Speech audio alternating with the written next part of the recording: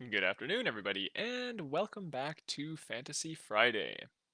So, last week we read chapters 17 and 18 of The Tiger and the Wolf, and we saw Asmander's band.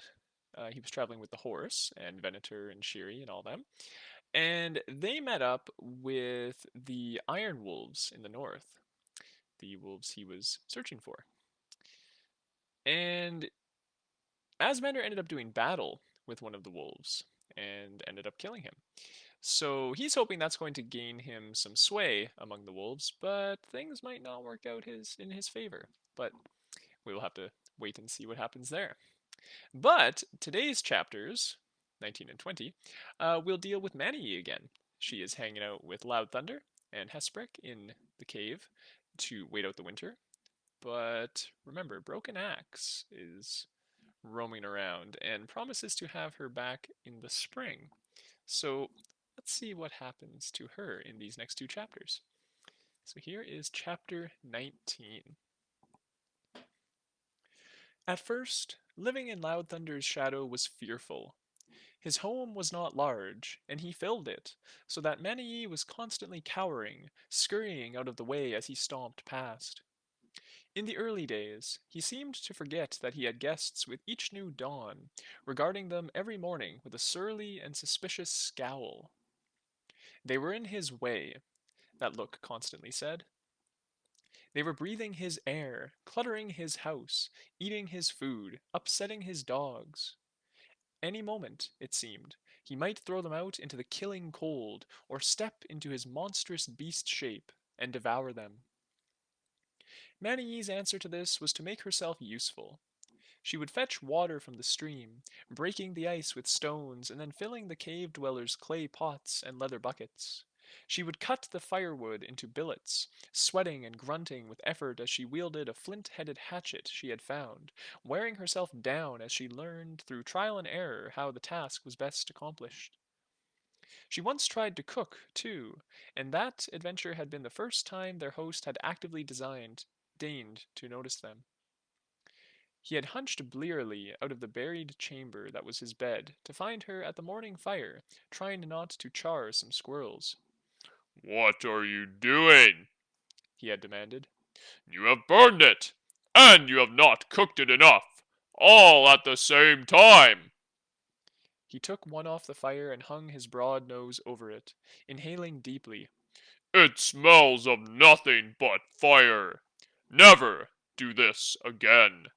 This is a terrible thing. At the time, she had thought he was going to strike her, but instead he just busied himself with rectifying the damage, his anger, if he had really been angry at all, passing from him like water through loose-knit fingers. Often he left them in sole possession of his hall, and went wandering off into the snow, sometimes with the sled, and sometimes without. He always took the dogs, though. Yoff and Matt, they were called, and at no time did they really warm to either Manny or Hesprick. Their looks to their master seemed to say, "You may have been fooled, but we know a wolf and a snake when we smell them." Loud Thunder would leave for a handful of days at a time, coming back with fish or with great loads of firewood for Maniye to cut up. It was that last which told her he was starting to accept his guests. Since she started that duty, he never stirred to attempt it himself, tacitly accepting her work as part of the host's due. One day, with Thunder gone for 2 dawns, she emerged into the bright, cool sun of a crisp morning and stepped, padding off as a wolf, into the trees. She was on her guard, expecting the worst. The silent forest might hold anything, and she was constantly scenting the air for any sign of danger, whether it came on 4 feet or 2. At any moment, she expected Loud Thunder to suddenly appear and drag her back home. He had bargained for her, after all.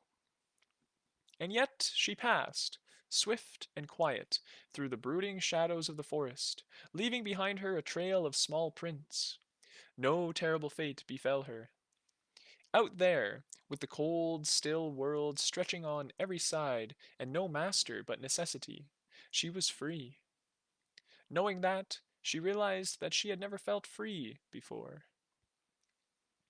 Her first jaunt was brief, returning before the sun had trekked far across the sky. A few days later, she was out again, and then again, sometimes as wolf, and sometimes as tiger, as the mood took her, sometimes even as no more than a human girl. Sometimes she found the tracks of other winter dwellers abroad in the snow. She ran down a deer, a young stag just short of earning its antlers, coursing alongside its blundering flight on wolf paws and then springing as the tiger springs to bring it down.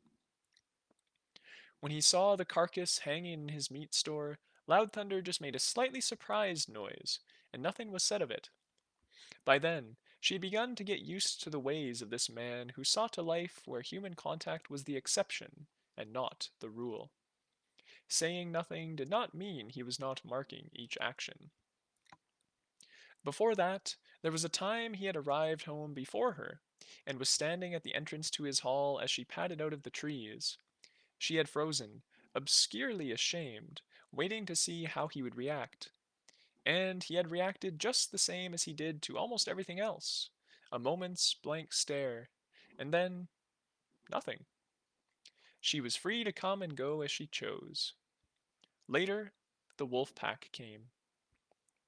She encountered them when she was toiling back from the lake with a bucket of water, the stream having frozen, then been chipped away to nothing by her depredations. There were 5 of them, rib thin and hungry. She knew wolves enough that she could see they were not mad starving yet, but this was the leanest of lean seasons. They advanced from between the trees, spreading apart a little as they closed.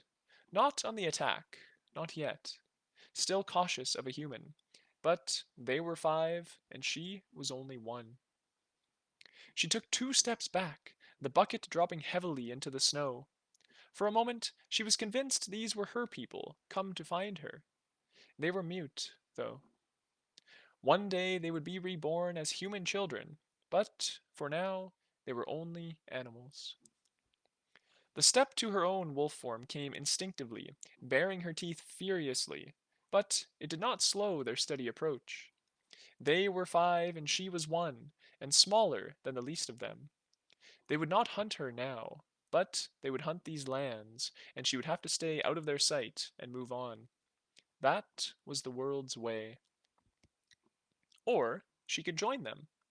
For a moment, the wolf soul in her felt the loneliness of the solitary hunter, an unfamiliar, powerful sensation.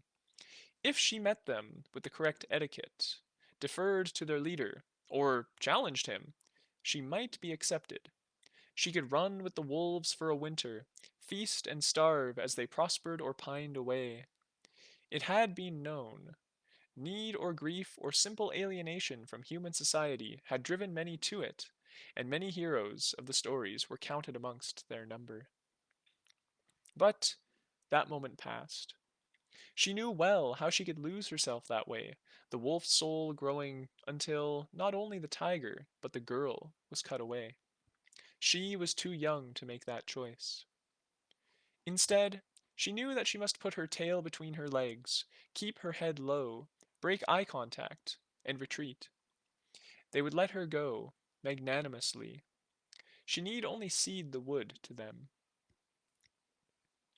Without warning, her wolf soul was forced aside by the tiger inside. She would not back down. This was her territory, and it was these interlopers who must move on. Maniye watched the contest within her with something close to detachment, feeling the swelling of an anger she had not realized was part of her.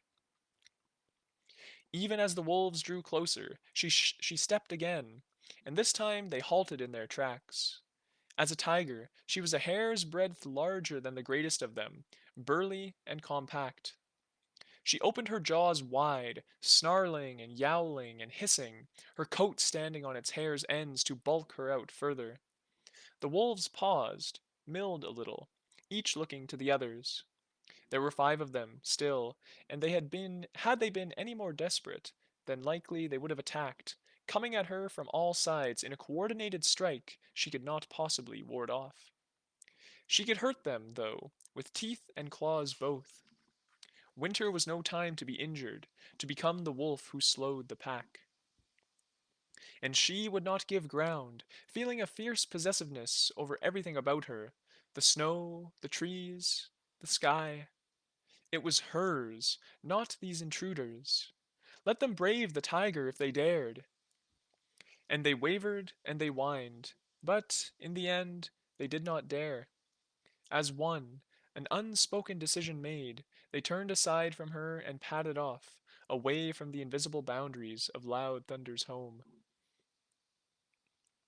Only when they were out of sight did she feel the fear, the soured excitement curdling in her stomach and making her realize what a dangerous thing she had done.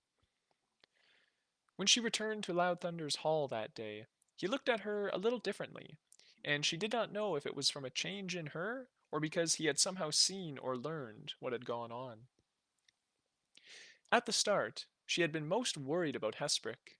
She was working hard to earn her keep, but the old snake would not so much as step out into the cold most days, spending his time huddled by whatever was left of the fire, his horse-made coat hugged tight about him. She had assumed that Loud Thunder would grow tired of him very quickly, but, instead, their host seemed to show Hesprick a wary respect, just as he might offer a real serpent. Probably it was the man's claim to be a priest, for she guessed the cave dwellers put more stock in that than her own people had. But Hesprick did start to earn his keep, and how he did it was to talk. Loud Thunder had certainly made it plain that the old man used far too many words, and was quick to shrug off his more florid utterances. So Hesprick's campaign to win him started with the old serpent telling stories to Maniye. He did so as they sat about the fire after dark, the smoke coiling about the sloping eaves above them. Sometimes Loud Thunder was there, sometimes he was already in his cave at the back. But Hesprick had a trick he used, where his voice seemed to carry wherever he wanted it, not loud, but always clear. He was playing his games with words, too, so that the more he spoke, the more the stresses and accents of his speech resembled their host's. He would talk of the river lords of the south, of how their heroes and their princes had divided the world between them, and then fallen out over the division. He would give the flawed rulers different voices to illustrate their shortcomings, and sometimes Maniye would hear, like an echo, a deep chuckle that escaped from Loud Thunder, no matter how straight-faced he seemed. Then Hesprick would tell serpent stories of how the heroes of his people had gone into the dark, buried places of the world to learn wisdom. Sitting in the cave dweller's lair, surrounded by the earth, his words carried a particular resonance. Maniye fancied she felt the gods' coils moving slowly all about them. Another time, Hesprick spoke of what he called the oldest kingdom. Why was it called that? Maniye asked, and Hesprick would gather his dignity and frostily explain that it was the very oldest, the first time ever that many things had been done. Also came the apologetic sequel, because the great fallen dominion of the stone people was called by them the Old Kingdom, and so Hesprick's people had to make plain to them that their own lost empire was older still.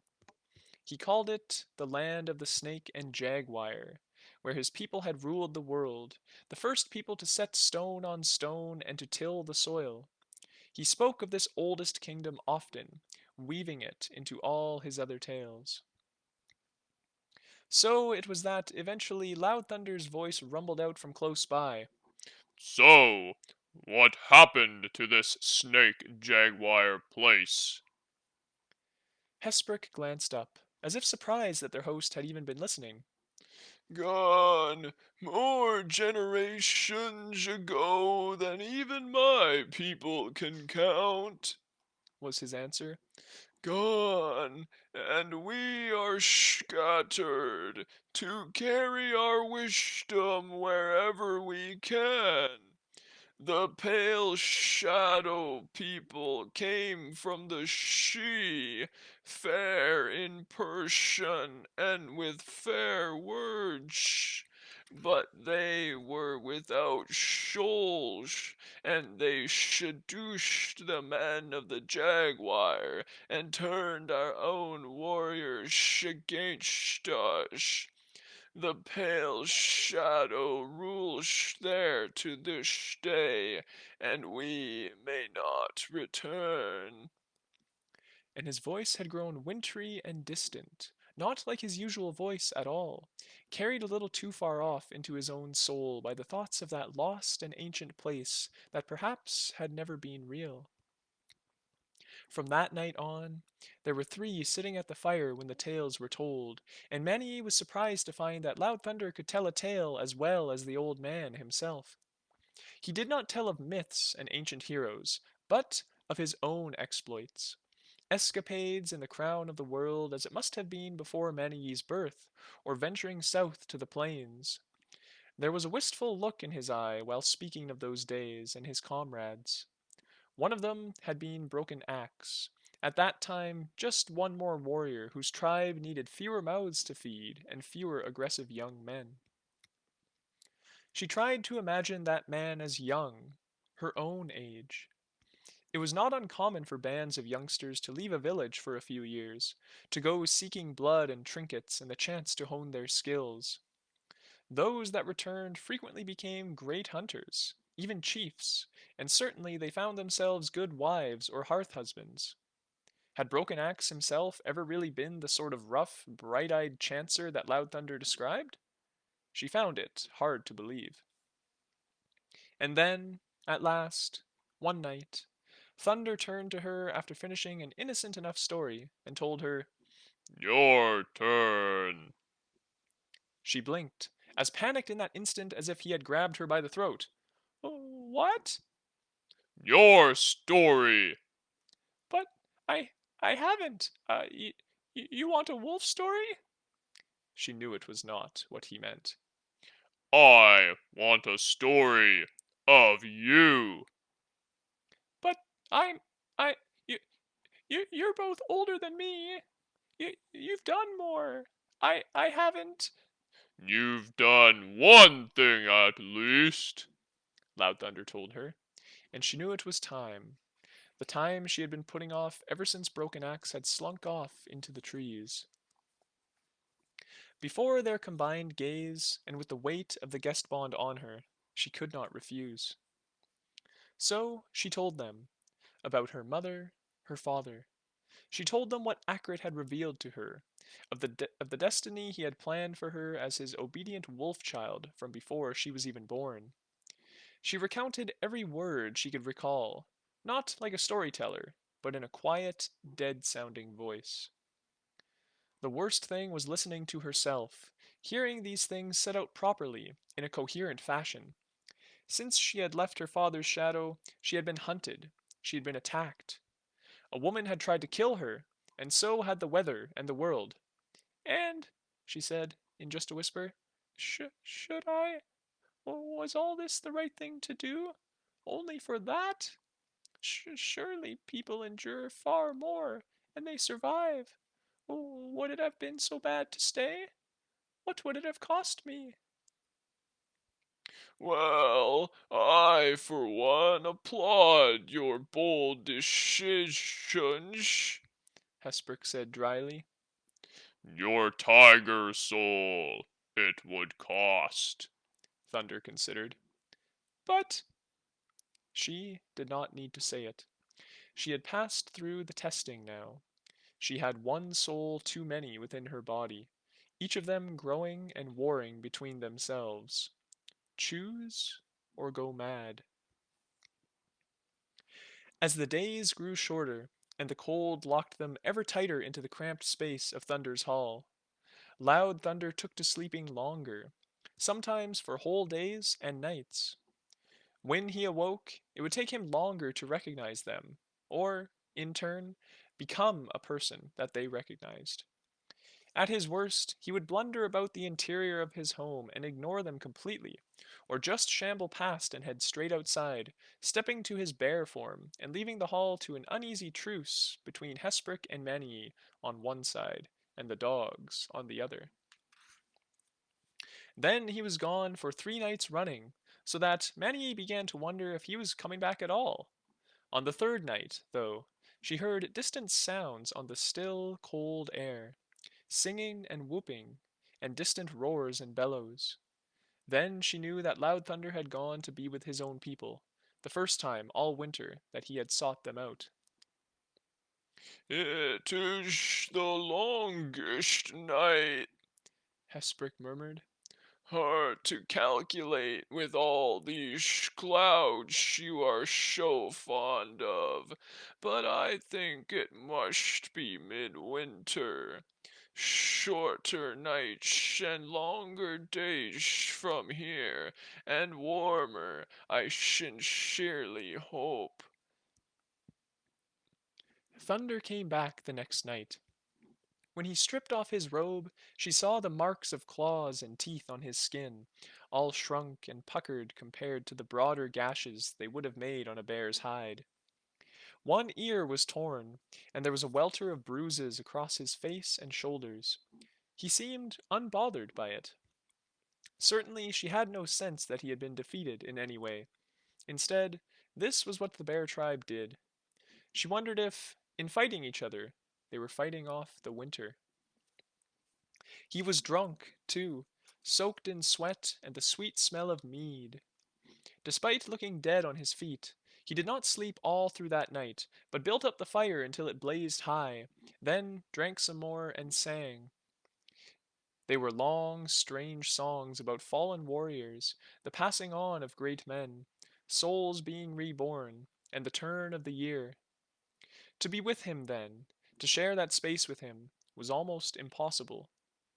It was not the fear of him, but that he had brought the bear with him, the unseen spirit of the cave dwellers, crowding out everything else in its battle against the cold season. After that, he slept, and it looked plain that he would be sleeping for days. He had eaten almost everything they had, but by now Maniye had learned a little of trapping from Hesprick, a little of ice fishing from Loud Thunder himself. She wrapped herself up as warmly as she could, and set out to restock the larder.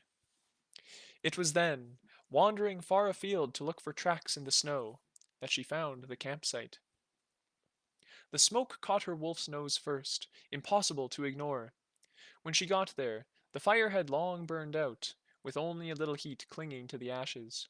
It had been built in a sheltered hollow beneath an overhanging stone, not too far from the lake.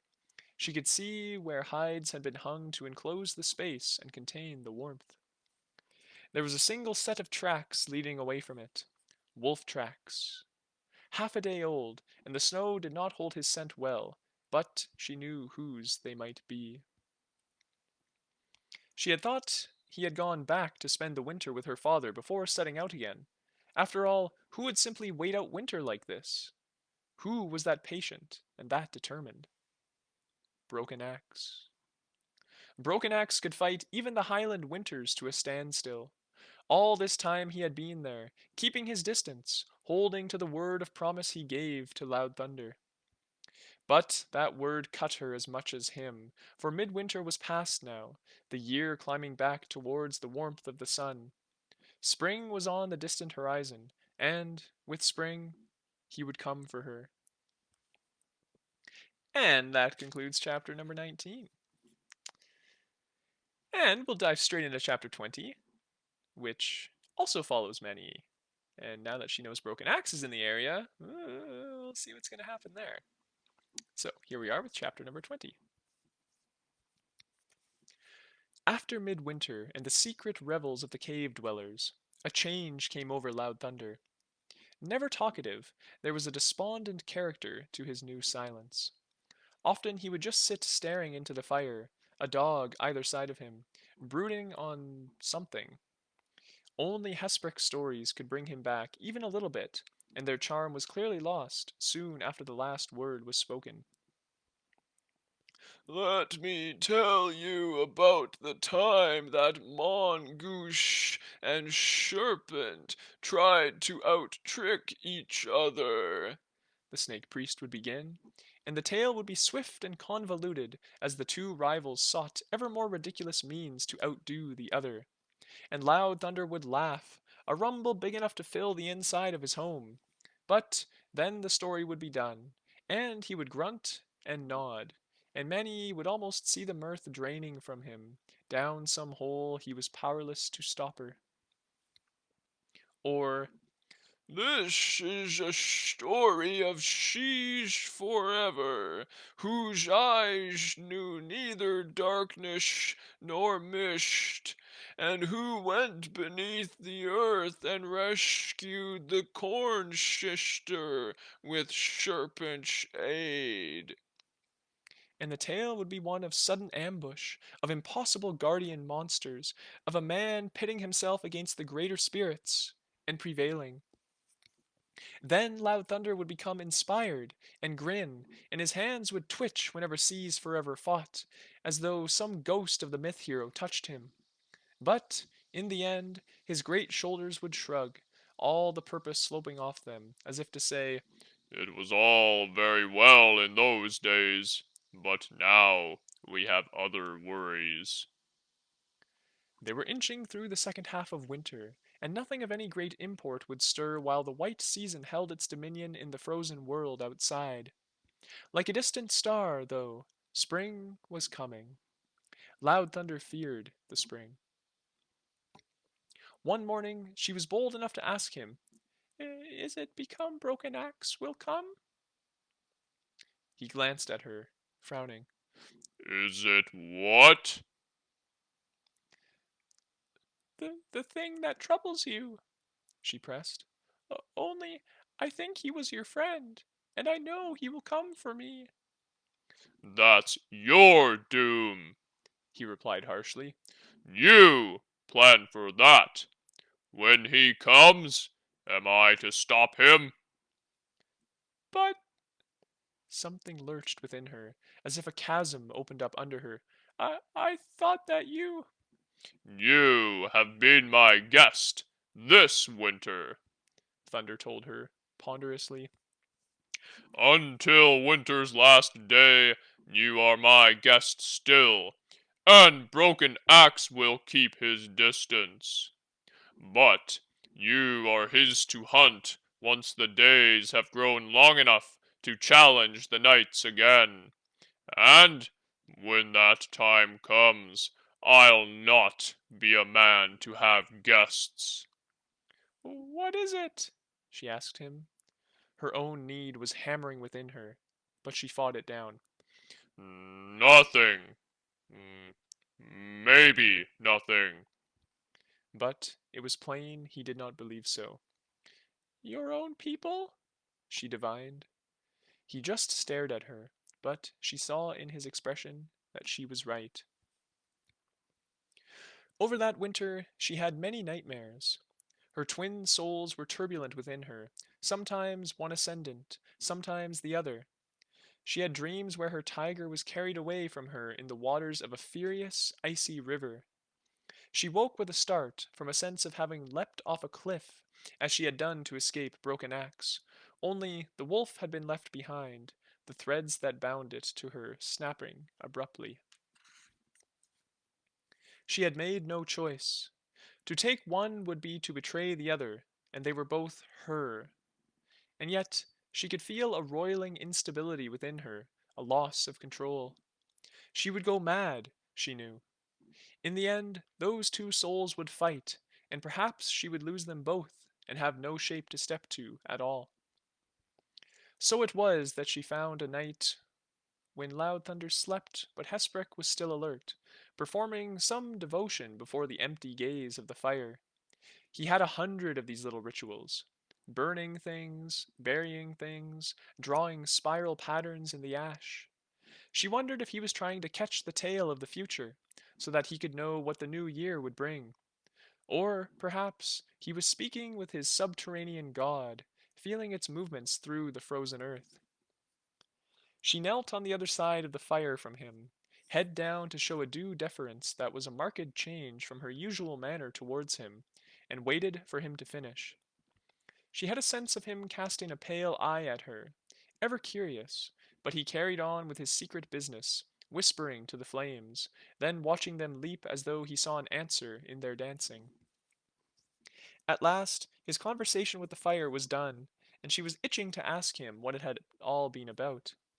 He would not have told her anyway, and her questions would have made him defensive and irritable, but normally that would not have stopped her.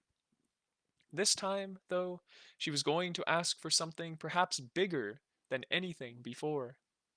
She was trying to approach him with the reverence that she imagined his own people might show. Hesprick! No doubt there was some title for a snake priest in the river nation, but he had never mentioned it. He regarded her alertly, perhaps warily, as though something of her purpose had already reached him. Perhaps the fire had told him. I cannot choose, she said simply. He nodded soberly. These things are known.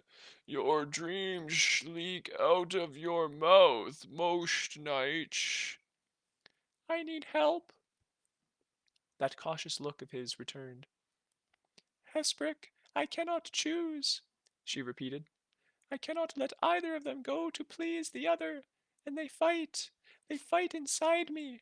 So I thought of another way, a new way. It was a terrible thing to think, worse to say, but now she squared her shoulders to confront it. Perhaps you will tell me?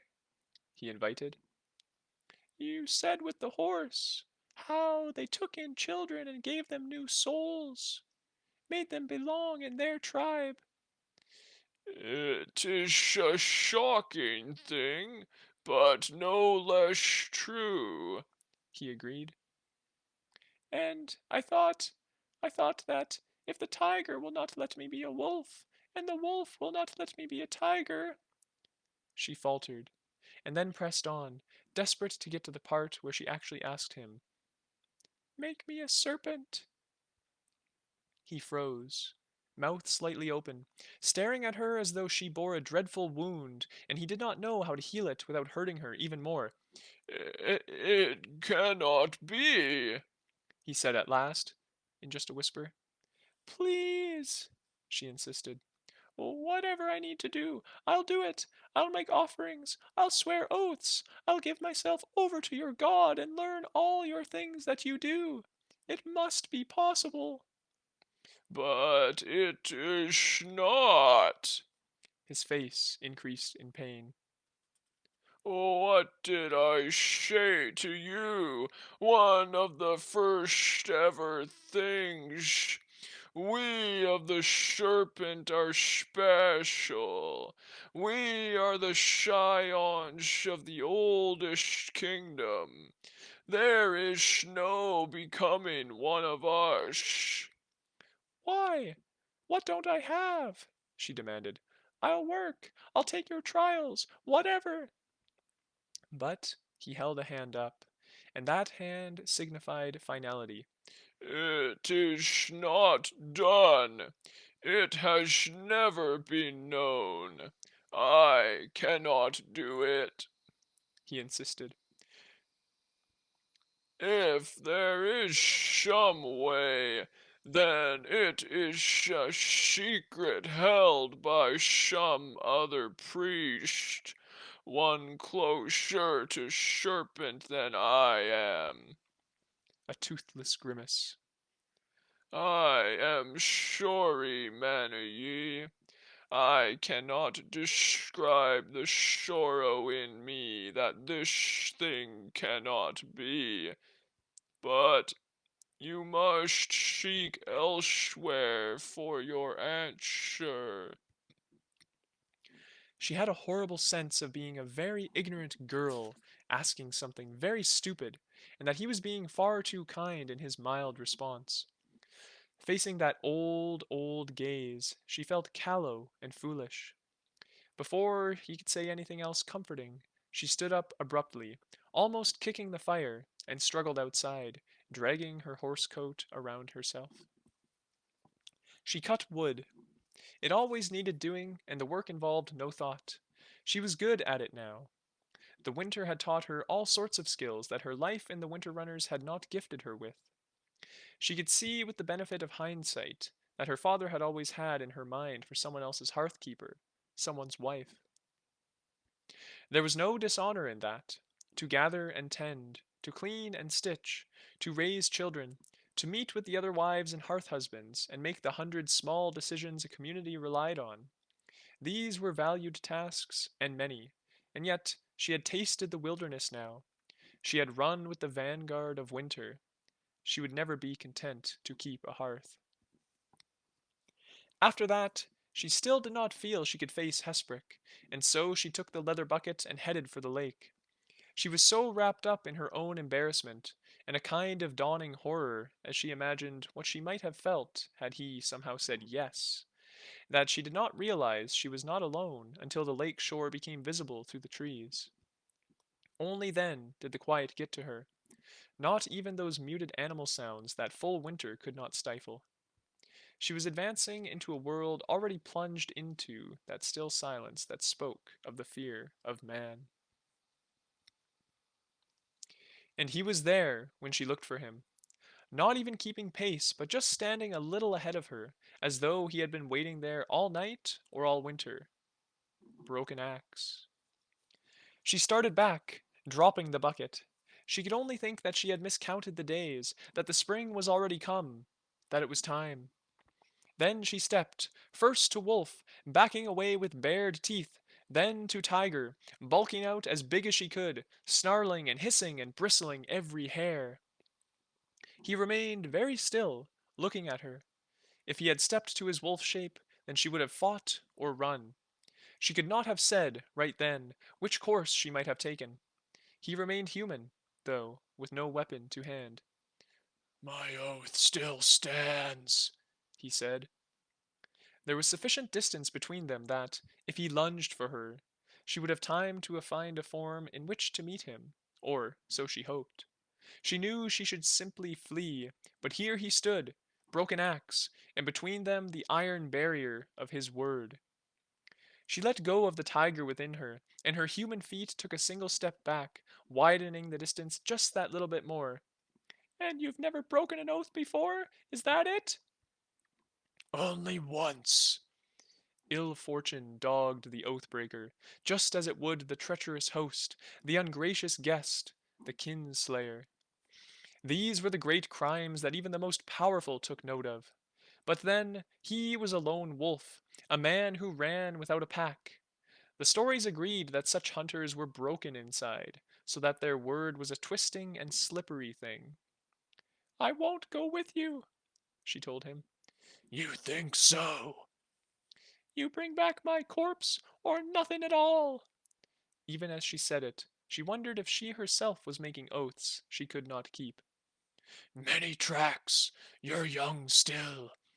Is it a happy thing to fall back into your father's shadow? No, but neither is it the end of the world. There are worse fates. My father will never have me for a daughter. She realized that something had shifted in her over the winter, something learned from Loud Thunder, or from Hesprick, or from her own two warring souls. She would be as good as her word. She would not go quietly, nor become the meek daughter. And if there are worse fates than being Stone River's get, how about Broken Axe's mate? She caught the flinch in his expression, swiftly disguised. He doesn't know. My father promised it, or threatened it, to punish me, to bind you. For a long time he stared at her, and she could read precisely nothing of his thinking in his expression. Those eyes of his seemed to anatomize her, and eventually his silence became the most fearful thing about him, growing and growing until it filled the world. He will have you for his dog, she said. She had meant it as a barb, but the silence had got to her, and it came out closer to a whisper.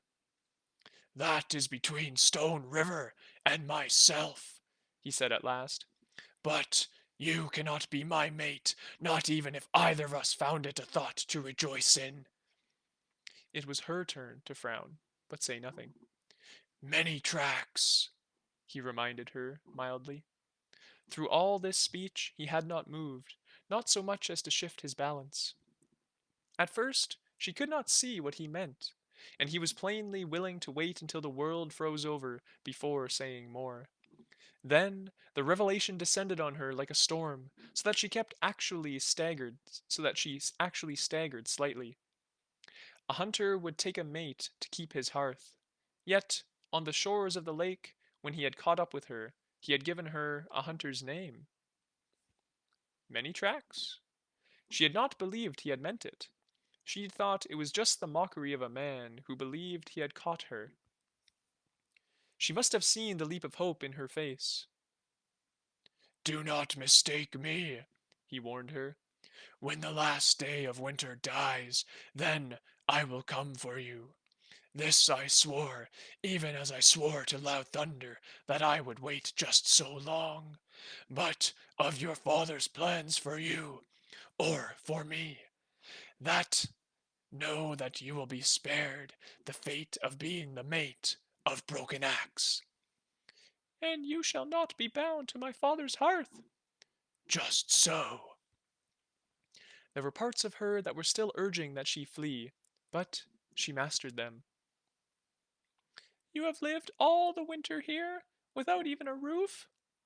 A nod from him. Why do you even bother with the tribe or my father? A man who can triumph over winter should need nothing from them. If I could do that myself, I'd just. Go into the wilds? Live as a wolf lives? He asked her. Why not? I wish I were that strong.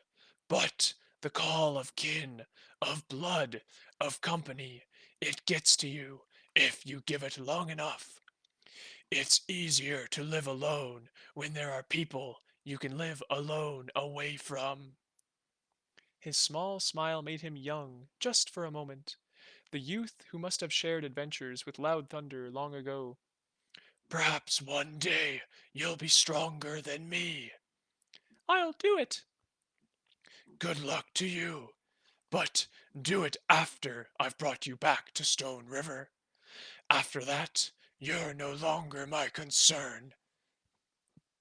And it was the strangest thing, but she could detect the falsehood there. She was his concern, somehow. It was not any desire for her. She had seen that plain enough when she had told him Akrit's plans. There was something else, though. My mother. Was there some guilt there? That he had been the one to take her mother out into the woods and cut her throat? Surely guilt was for men other than Broken Axe. Then he moved, and even though it was away from her, she was instantly a wolf, skittering away from him. I'll be with you soon enough, He called back to her. You must know that Loud Thunder will not stand in my way again. You've run well, and you've made good use of your chances.